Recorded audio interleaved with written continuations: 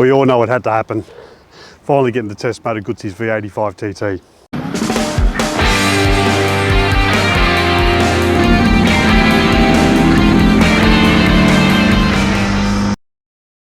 Hey everyone, welcome to the Roads of Oz. My name is Matt, and on this episode I'm test riding Moto Guzzi's V85TT, and it's one I've been excited about. If you go on stats alone, yep, this bike is one that it's going to be a hard sell. But if you actually try riding it, it's a totally different story. So what have we got? Well, we've got a 850cc bike cracking out about 59 kilowatts, which is about 70 horsepower. In my opinion, you don't need anything over 100 horsepower, but this one's not even close to that. For the power junkies, this one's probably not for you. The bike comes with a lot of good gear. You've got a bit of crash protection, but it's not going to protect your indicators. Hand protection, but it's plastic, and I can't see how that's going to hold up after a good hit. Bit of side protection. You can mount soft panniers to it, and also a rack, but which I believe you'd be able to mount a top box to, no problem. It comes with Brembo brakes front and rear. It has ABS, which does get switched off when it's in off-road mode at the rear, so there is a little bit of off-road capability. The tyres sort of give it away as to what it truly is, and that's predominantly a road bike. For me, what I'm looking for is a bike that does a bit of everything. I need it as a daily commuter, and this is why the Moto Guzzi actually leaps out at me. It's a very well finished bike. The finish on this is very nice. The screen, well, like every other screen I've come across, doesn't give me enough protection on the road, but does a good enough job. It has some underguard protection, but like with all protection that comes standard on the bikes, it probably could do with an upgrade. We're under a flight path. For me, this bike is very important. It will be the last fully designed Moto Guzzi from the ground up that will have an air-cooled motor. My guess is moving forward, they're all going to water-cooled.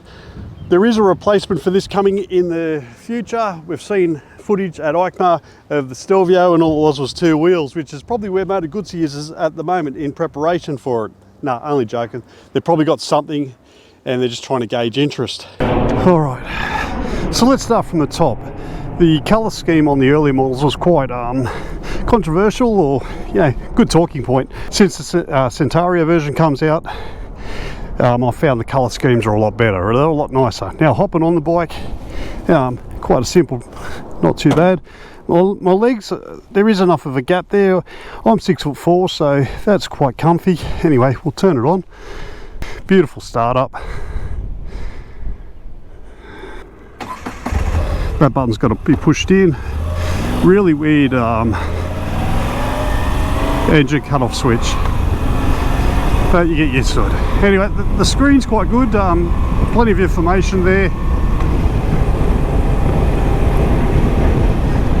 Now, to change modes, you hit the start button, which is quite weird. So I'll sit that. I don't think you can do it on the fly. Oh, there we go, on the fly. So Strata's road.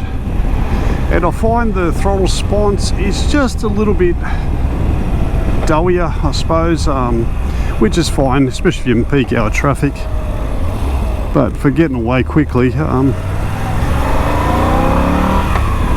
do notice a difference. The indicators are nice and clear, just basic left and right. Pushing the button in and away she goes. Love the fuel gauge, multiple bars, good indication of how much fuel you actually have. The seating position, very comfy. It is doesn't feel as bulky as some of the other ADV bikes. It's by no means small, but it's not that big that it's uncomfortable.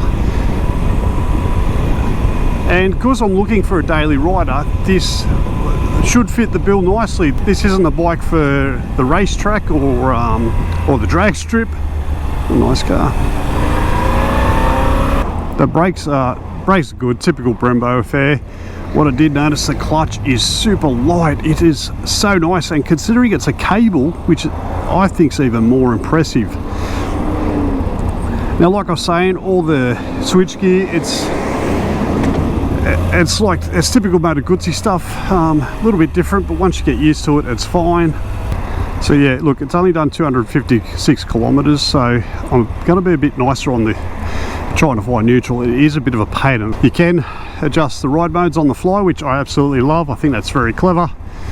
Has a lot of your creature comforts. If you checked out the website, you know it's got 5 different modes. You've got road, rain, custom, which you can set up yourself, off-road, which as you can see disables the rear ABS, sport, which is my favorite, and then back to road or strata. So look, you don't need to know a thing, just look at the symbols. Everyone calls these bikes quirky and, you know, they've got character, and there was a time that meant that you had to put up with their problems. Now I don't know if you can hear that, but the sound on this is quite fun. Like, it's the standard exhaust still sounds quite good on this model, and you know, you can update it, but the noise this motor and the exhaust makes is is quite good. Oh, it's 70 zone, we're good. Anyway, back up to 70. Acceleration, like, you know, you've seen me roll on the throttle. There's plenty of acceleration, and that's just in strata. Sport has a bit more punch. So as a day-to-day riding proposition, it's quite good. It's very comfy. It doesn't feel like a bulky bike at all, even though it is. It's larger than what it looks, and that's the problem this bike has. You look at it on YouTube and it doesn't look that big. You hop on it and it's not that big. It's sort of that in between of a road bike and an ADV. Anyway, we're going to change lanes here because we've got to join the trucks. Oh, you see that change? That's pretty cool. The screen itself is quite clear in both darker conditions and light conditions. And we'll see it change once. Yeah, beautiful. I've ridden with it at different angles to the sun, and I've been able to see the screen no problem, and that might have a bit to do with this nice little cover here. It helps reduce any sort of glare. I'm going to roll on the throttle. Actually, we'll do 4th gear and we'll just roll on the throttle. Oh, listen to that, nice burble, nice rumble, and gets up to speed effortlessly. It's got 6 gears. You wind it up, you can see you'll do 100, just under 4,000 RPMs. Geez, almost just over about 3750, I'd say. There's plenty of acceleration now. It's not perfect, but you'll hear all these people say, oh, it's not this, it's not that. The best thing you can do with a Moto Guzzi is actually ride it to truly understand what makes these bikes so loved by everyone. Now, is this the bike I'd recommend for off-road? If you're going to spend 95% of your time on roads like this, highways, it's going to be fine. And one thing I've noticed with Piaggio is Piaggio own both Moto Guzzi and Aprilia, and if you notice, if you line all their bikes up, you know none are in direct competition with each other. So the Touareg is totally different to this. The Touareg's strengths lie in its off-road capability, where this one, its road capability is its strong point. Now they talk about it being heavy, and you would feel that in an off-road situation, and I get that, which is going to disadvantage this bike massively. This bike is a mile leader, an USB-A outlet, which is absolutely brilliant. It's got a nice little cover, keep it water protected, great for your phone. You can also pair your phone up with it. There's an app. In my opinion, I just leave the app as is and just use your phone for everything. But that's just me. The only problem with the USB outlet being there is, make sure you've got a bit of slack on the cable, because moving the handlebars, if it's tight, it's going to pull on the cable. It's got a good sized tank on it that doesn't look ugly, which try and do that. A lot of ADV bikes trying to put a decent sized tank on have really affected the aesthetic of their bike, and it's an issue for them, because, well, we like pretty bikes, don't we? And that's what Moto Guzzi does well. They do pretty very well. Overall, I do like it. As I said, I've got a bit of a soft spot for Moto Guzzi, having owned the Grisso for 8 years, and that's what Moto Guzzi does well. they do bring on some brand loyalty, and once you've had a Moto Guzzi, you generally stick with the brand. It's just that nice to ride.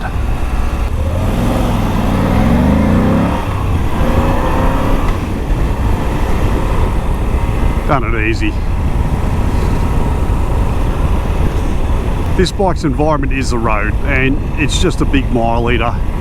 You can, if you've seen the reports, you can get 400 to 500 kilometers a tank. I think 500 is a bit optimistic, but well and truly 400. You can get well and truly into the 400k range. Oh, yellow.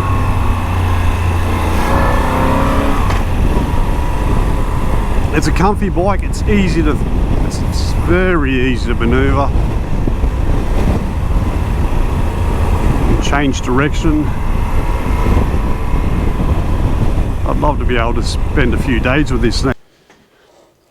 So Moto Guzzi was always going to be up against it, and what I mean by that is the price of the V85 is in and around the price of your big players, your KTMs, your Aprilias, your BMW 850 GS, all the major players. And for me to sit here and say, hey, it's better than them, not going to do it. I'm not going to lie.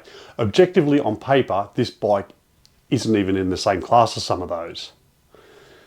So who would want to buy it?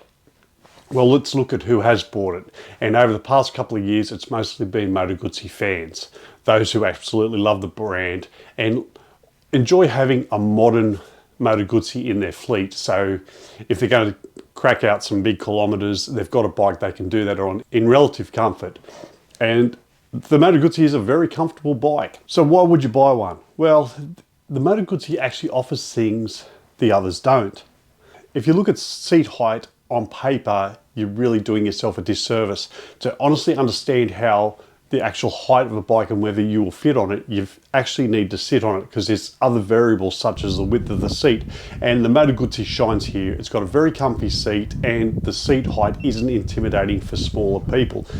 Problem is the bike is heavy, but on the road you don't feel that. But off-road you will, so you've got to ask yourself, how often am I going off-road, and what terrain am I going to be taking this bike on? Now, those that have traded the Moto Guzzi V85 in, you've found they've actually gone for its exact opposite, which has been the Aprilia Touareg, and that makes sense. That bike's more off-road focused. But the Guzzi, everyone I've spoke to that's owned the V85 says it's an excellent mile muncher. They just missed the power of their previous bike, which in most cases was the Stelvio or a Grisso. The only motor available to it is the 850cc. They have no other motor on the shelf at the moment. So, and also with Piaggio, what seems to be Piaggio's rule of no competition with Aprilia, which I agree with 100%. Due to air-cooled motors being written off mainly due to compliance with Euro 5 legislation, Moto Guzzi's been up against. Now, I know the V100's water-cooled and it's coming, but at the moment, and for the last few years, all they've had is the 850cc motor. They've had to develop a bike that's capable of adventure touring using that motor. Now, the motor does have its advantages, being air-cooled. Don't have to worry about liquid cooling, which, you know, one less thing to leak and fail. So that's a good thing. On the downside is water-cooled motors are far more efficient than air-cooled motors. And here's Moto Guzzi's problem. As myself, I love the V-twin motor. It's a beautiful thing. On the Grisso, it's fantastic. If that Grisso only had the 850, would I be such a fan? I don't think so. Look at the second-hand market. It seems no one's actually selling these bikes once they've got them. As of the release of this video, Bike Sales only had one second-hand V85 available. The rest were all sitting at dealerships, and we're going to come back to that in a sec. As you know, I'm a big fanboy. I hopped off the bike, and in all honesty, I know there's bikes that are better out there. Yet when I got home, I was going through Bike Sales and figuring out some sort of action plan on how I could get one, or if one was the right price. So how would I go about getting one? There's two types of Moto Guzzi. There's your standard one and the travel. Now the travel is well optioned, and there's close to about $3,500 worth of extras on the travel over the base model. Something worth looking into, but if you're gonna go a base model, I'd be looking at the cheapest travel and dropping at least $4,000 off that. Now in saying that, there's even more money to be saved. And For the simple fact, they're sitting in showroom floors. So you've got 2022 models, they're not racing out the doors. People that are going into this market generally are going for the more popular brands. I'd happily have the V85 in my garage on the proviso I got it for a good price. Now, I'd like to get the base model as cheap as I can and spec it up to suit me. I don't like having hard side panniers. I'd want a top box, soft side panniers, and I'd actually like to take the thing off-road. Now, I'm not going to do single trail on it. It's good for the big open stuff, and you'll see that on a lot of videos. Go and check one out. Don't write them off as not being worth it. Go sit on one, see what I mean. They are a lot more fun than what they're given credit for, and you'll hear people say they do off-road better than what they were expecting, and that's probably because they had low expectations of it in the first place. There are bargains out there, and I'd be going for the bargain. So go check one out. If you found the video interesting, please like, share. If you haven't done so already, hit that subscribe button. It helps out my channel massively. Thanks for watching, and I'll see you on the next vid.